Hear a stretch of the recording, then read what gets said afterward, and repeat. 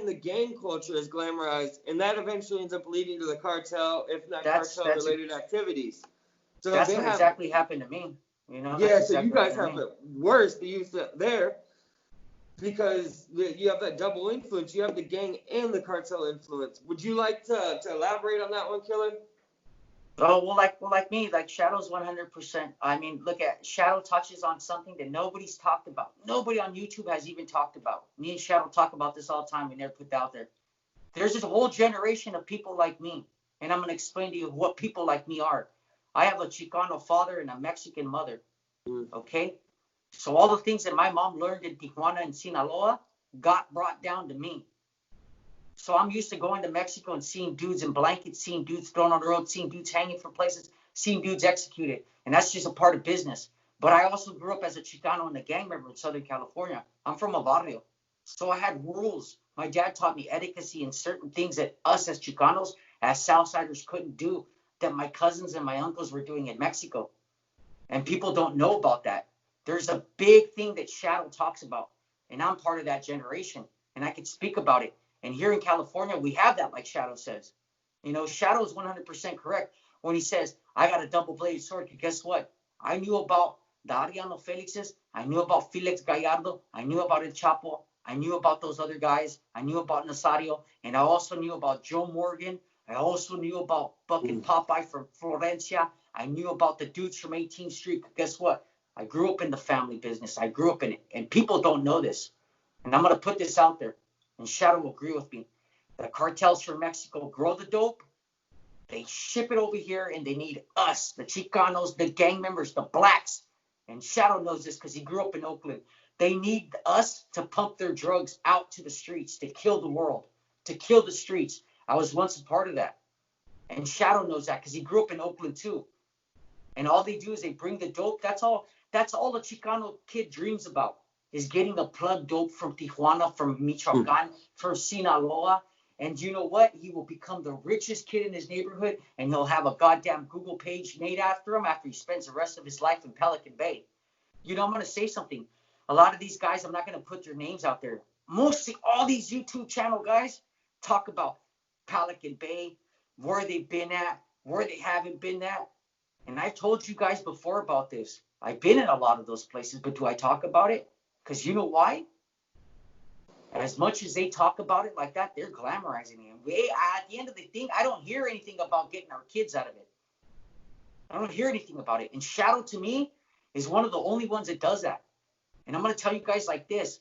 Today, I was talking to him about something, and I didn't want to say it, but I'm going to say it right now, Shadow, on our show. 23 and 1 wants to do an interview with me. And guess what I said to Shadow? Shadow said, do it. Do it, bro. That's how good of a friend I have. He said, do it. And you know what I told Shadow? Fuck that. I'm cool. I'm real cool. I'm real cool. I said, the only people I really know are you and a couple other dudes, and that's it. I keep my circle small. Smart man. Keeping a circle small is a wise move, my friend. It's a very wise move.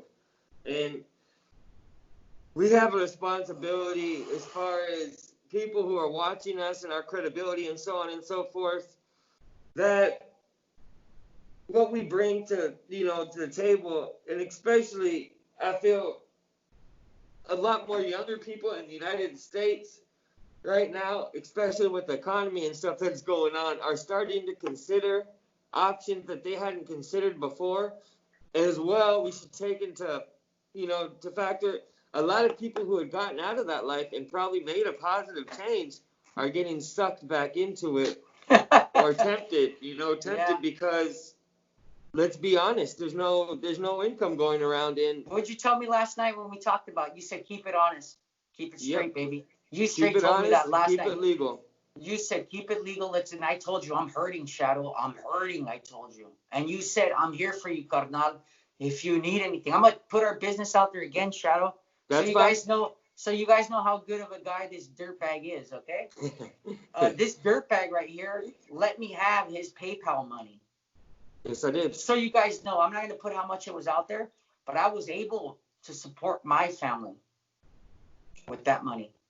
I was able to support my family with that money. So the donations you give to this anthrax, you guys think is a fucking piece of shit, guess what? He reached out and said, hey, Mr. Black, you need that money? You can keep it. You can keep it.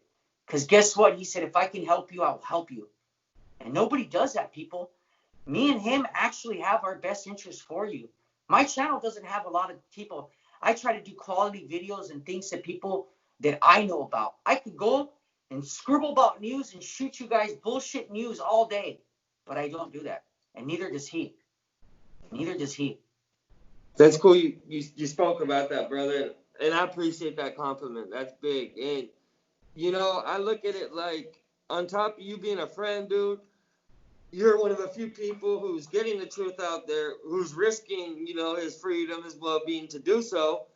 And there we go again with the best interest being at heart. So that money, I had no problem helping you out, brother.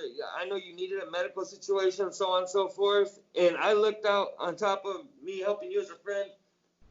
That's like me investing in the youth as well, because the positive image that you're promoting and you're getting out there, if there's any way I can help you in doing so and keep you doing so, I will do so, brother, because you're making a difference and a lot of people need to hear it, you know, and that would be a damn shame if for whatever reason you stop doing so. So please don't, you know what I'm saying, keep doing what you're doing. I know a lot of people are hearing what you're saying, and it's important, you know, it's important at the end of the day. And what we were speaking on about people who had gotten out of it, getting drawn back in it, I feel like there's going to be a flood of criminal cases, you know, within the next year.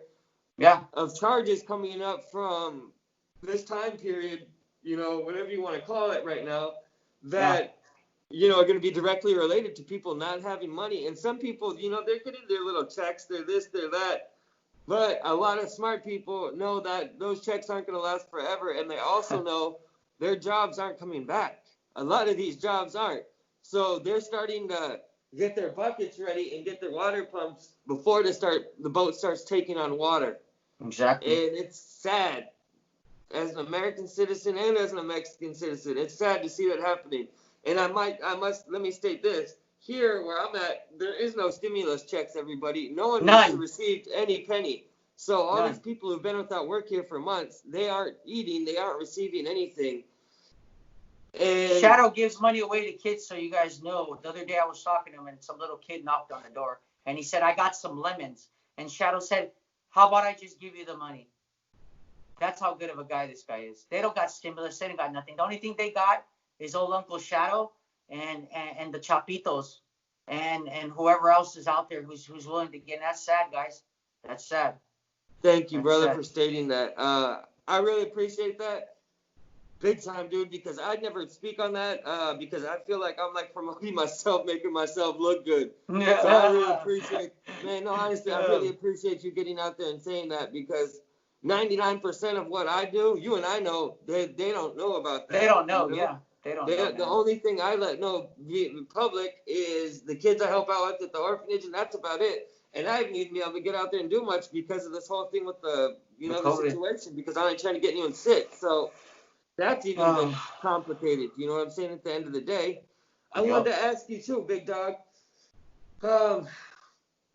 After all this, you know, stuff gets back to normal, so on and so forth.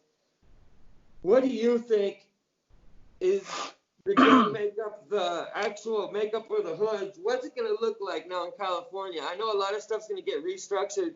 Do you think that it's going to be a complete shakeup, or things are going to just get back to more or less normal, or what do you think is going to happen?